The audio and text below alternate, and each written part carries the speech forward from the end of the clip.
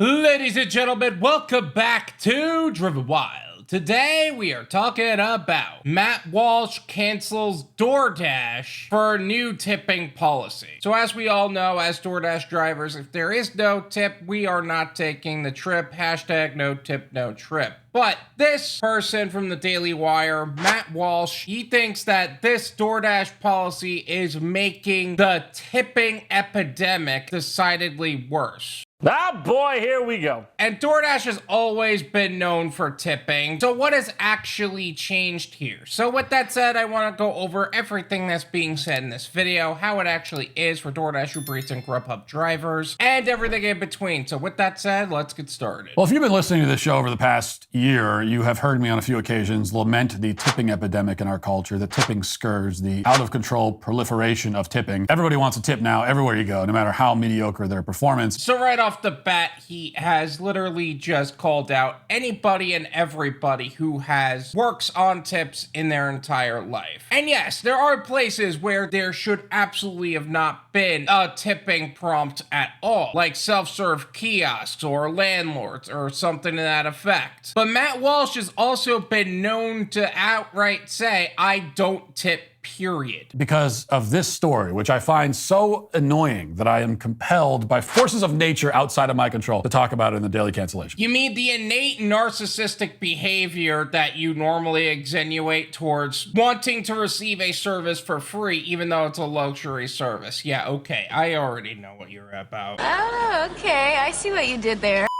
Thinking of skipping on a DoorDash tip? Do so at your own risk, warns a message being tested by the food delivery provider. If you try to place an order through the DoorDash app without leaving a tip, you may get this pop-up. Orders with no tip might take longer to get delivered. Are you sure you want to continue? The note goes on, Dashers can pick and choose which orders they want to do. Orders that take longer to be accepted by Dashers tend to result in slow delivery. In other words, tip your drivers or be prepared to wait a long time for a cold meal. Customers are then given the option to add a tip or continue without one. I already made a video talking about this new Doordash update. I will leave it in the description. Feel free to check that out. This is how bad the tipping plague has gotten. Every time I think it couldn't get worse, it gets worse. It is literally the exact same thing. The only thing now is that if you choose to drop the tip to 0, they're telling you it's gonna be longer. The only thing now is that the whole ignorance play of, I didn't know that you were supposed to tip first, otherwise I would end up wait longer. I didn't know that. That card goes straight out the window. Now companies are using blackmail to bully you into tipping. Blackmail and bullying. Are you hearing this? Wanting to actually be paid what we're worth and having a company that even mildly supported that. Bullying and blackmail. Oh God.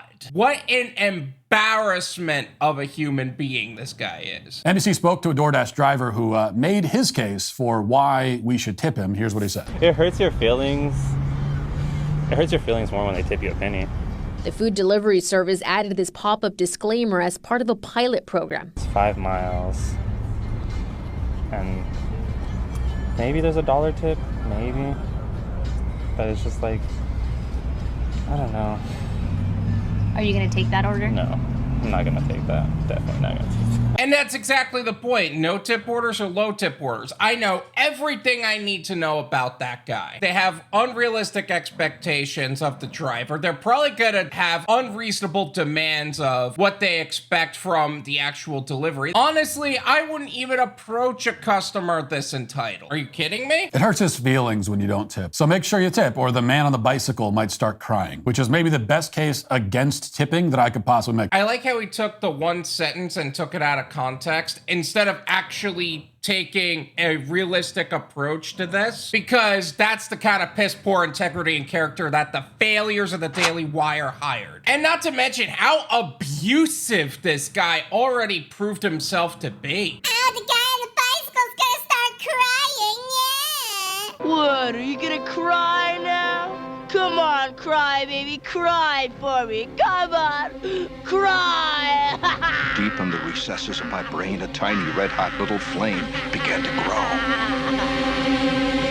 Casey Haynes snapped and did this. I am genuinely concerned for the people that live with him or work with him. How abusive do you think this guy is actually towards the people around him, let alone to random delivery workers? Are you kidding me? I'd want to give that guy an anti-tip. I want him to pay me money. That's what should happen there. I wish there was a negative tip option for somebody like that. People should pay him money to serve him. You were serious about that? That is the kind of narcissistic special needs failure that this guy is. Why would anybody want to work with him? Is his wife okay? Is his significant other okay? Like, his wife would probably be someone I'd expect to be a DV victim. By the way, business is booming for DoorDash. They had 540 million orders last quarter, which is a 24% jump year over year, according to CNN. Revenue was up 27%. And yet DoorDash, like so many other multi-billion-dollar companies, expect us to pay their employees for them. Yes, we all believe that the base pay should be higher. That's not a reason not to tip your driver. Either don't use the service or actually tip your driver. Are you that stupid? Were you dropped on your head as a child? Is that bleach in that coffee right there? Because it seems like that's your creamer right now. Something that you would think we're already doing by paying for the service in the first place. Wrong.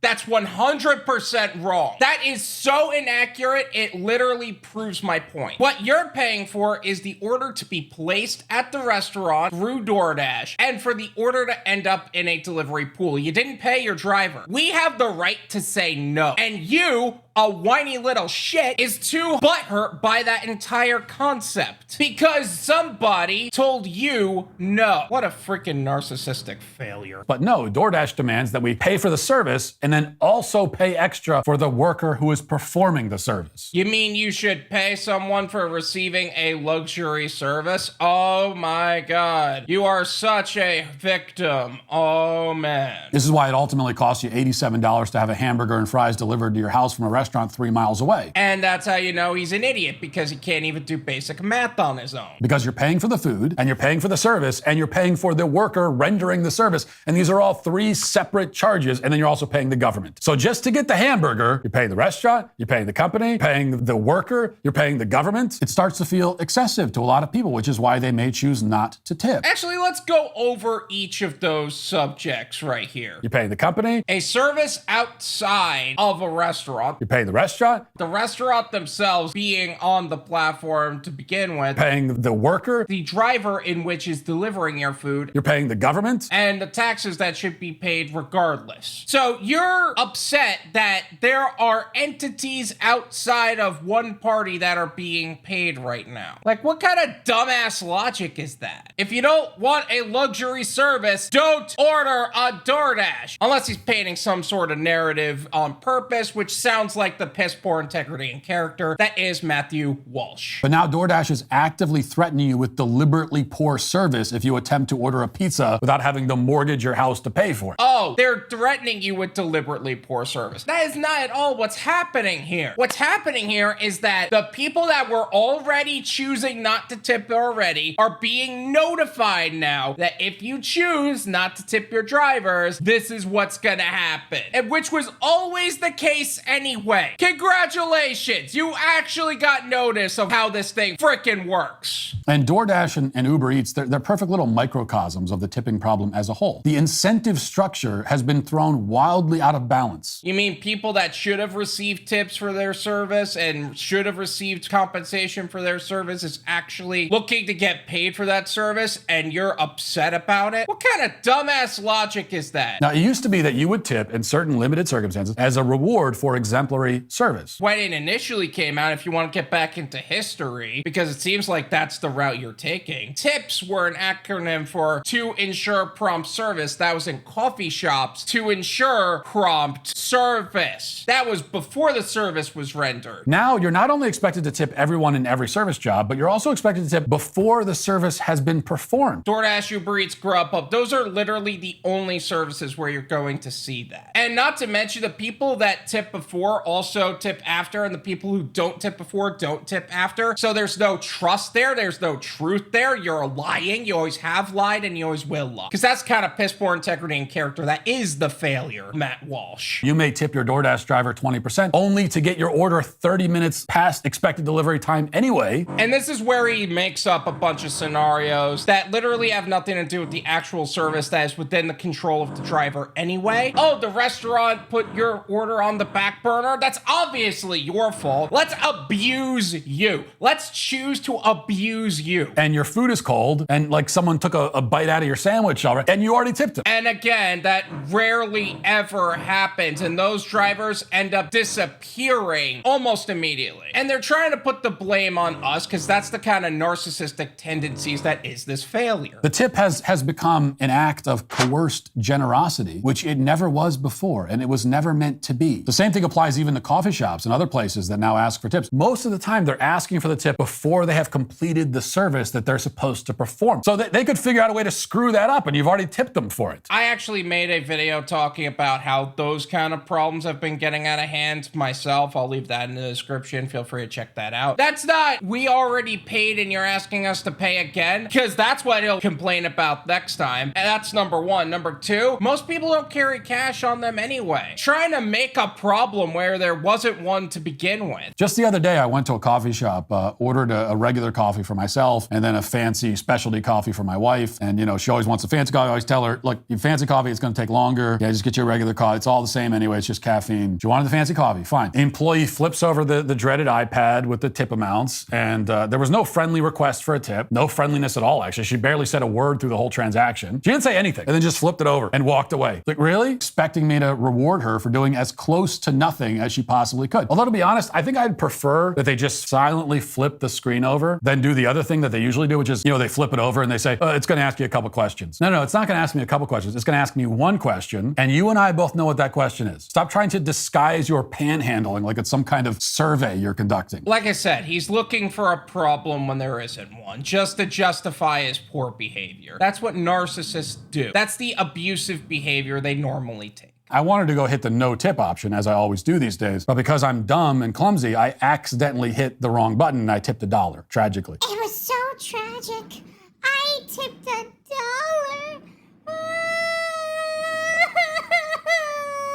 This, again, was before the service had been completed. I did not have the coffee in hand at this point. And 20 minutes later, after having already tipped accidentally, but still, I'm still standing there waiting for my wife's fancy coffee, which was not nearly so fancy that it had to take 20 minutes to make. You're already emotionally abusing her for wanting a fancy coffee to begin with. Now you're emotionally abusing her for wanting the fancy coffee and you making the mistake of tipping $1. Oh my God, how tragic. But when you think about it, the epidemic of tipping is it's not happening in a vacuum. It didn't come out of nowhere. It's just the latest iteration of forced charity in our culture. This is essentially the welfare state now making its way into the service industry. You know, we have lived in a culture of entitlement for a long time. It's no surprise that it's manifesting itself in this way now. The pot calling the kettle black is not something that we should do. You do realize you're the one sounding entitled here, right? You're the one who's sounding entitled. Are you stupid? You're expecting top of the line service and not wanting to pay for it. And you're literally abusing everyone around you just for doing their fracking job. Let's go back to that barista for a second. You had a problem with her not saying as much. When in reality, if she was staring at you during the entirety of the transaction with her oh poor me eyes, which I'm sure you would have justified in that way, you would have got on her for that.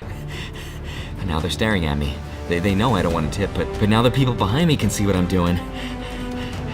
The system was designed to work this way, wasn't it?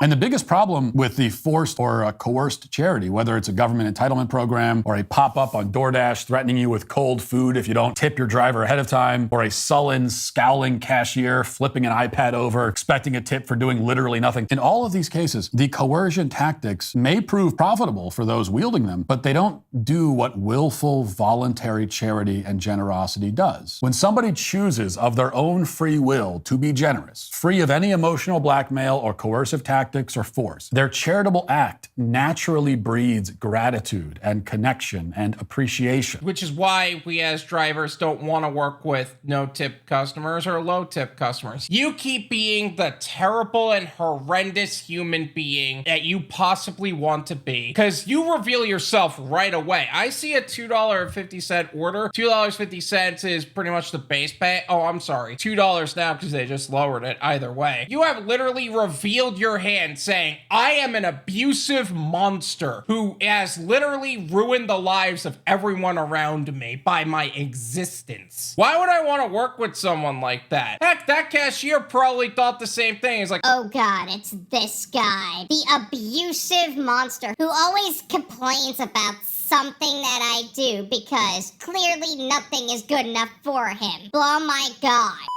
When somebody is generous to you because they chose to be generous, it lifts both you and them up in ways that go beyond the financial. Oh, wait a minute. Now it's about feelings. You were just abusing that other person for having feelings. You were just abusing that person. Now you're justifying you not tipping with feelings. Oh, so there's a double standard, huh, isn't there? This guy is an embarrassment to life itself. But that's not how it works when somebody is forced or manipulated or pressured into charity. You think that was a pressure tactic? We are literally telling you, hey, this isn't your typical tipping system. If you end up not tipping, you're gonna wait longer because that's how the system works. It's amazing. DoorDash becomes more transparent with certain customers, and suddenly it's an issue. You're damned if you do, and you're damned if you don't. In that case, it makes the giver understandably bitter and resentful, while the receiver only becomes more entitled and spoiled. And that's why you don't make no-tip customers or low-tip customers start tipping. You don't want that bitter resentment. You don't want these people to be mixed in with good people that have already been choosing to tip anyway. Because I'll tell you what, people that choose to tip anyway, I don't have to fight. I don't have problems with those customers. In fact, 9 times out of 10, they get their food and that's a great day for them. If there's a mild mistake, they are understanding and they take it up with the company or they take it up with the restaurant. They don't take it up with me because I'm not the problem. And yet there's this guy abusing you because he wants to find any reason in the world to justify abusing you. That's why I am a firm believer that you don't try to get no-tip customers or low-tip customers to tip more, because I don't want to work with them. Just imagine what it's like to be around this guy on a consistent basis. You want even just a fraction of that? He's already proven to abuse his wife about a style of coffee that she likes. Abusive to the barista because, oh my god, he tipped $1 by accident. And he always complains about everything that happens. Literally, his character is exuded through every action he has taken. You don't want to work with someone like that under any circumstances. Everybody is worse off. The giver most of all because he's the one losing money, but both parties, giver and receiver, both walk away from the exchange with a negative attitude about it. That's why, as I have often remarked, we're seeing tipping go up while quality of service goes down. The more that service workers are tipped, the more lazy and entitled they seem to become, and the more annoyed and broke their customers become. Spoken like the lazy and entitled customer you've always been and you've always seemed to have been, and the narcissistic you are literally born as, and you're justifying abusing others. Everybody loses in the end, even if the service worker makes a few bucks out of the deal. Companies like DoorDash are driving this problem maybe more than anybody else, and that is ultimately why DoorDash is today canceled. DoorDash isn't driving the problem. It's people who are seeing DoorDash and seeing how our system works, seeing how that system works, and then people like you revealing their character sooner rather than later. We are entering a world where it is not customer-centric anymore. The customer isn't always right, which is a completely misunderstood concept. And suddenly, the people that have been abusive, the people that have been stealing, the people that have been pulling refund methods, and people that have been abusive to everyone around them, there is now a level of understanding that, hey, this kind of abuse doesn't fly anymore. This is my opinion. It's worth what you pay for it. None of you pay me.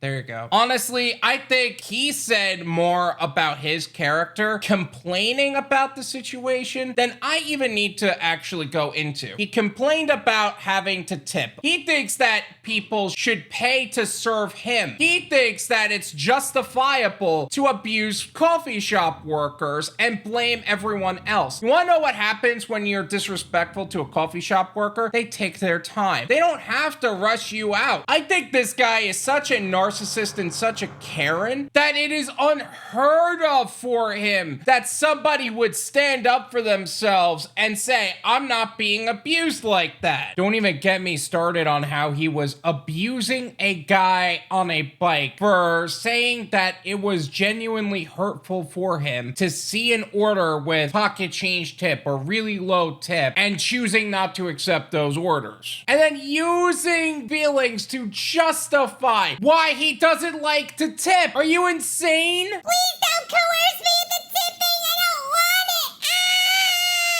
But this is exactly why you don't want low tip customers or no tip customers to start tipping. You don't want these people, these disgusting human beings, to start tipping, and then they get mixed in with all the people who are already doing the right thing by drivers, who are already having an attitude of gratitude towards drivers. Let those customers continue not to tip or tip poorly and let them rot on the shelf of shame like the failures that they always are, always have been, and always will be. Thank you so much for watching. I really appreciate it. As always, make sure to hit the like button, subscribe if you're new, and I'll see you guys next time. Peace.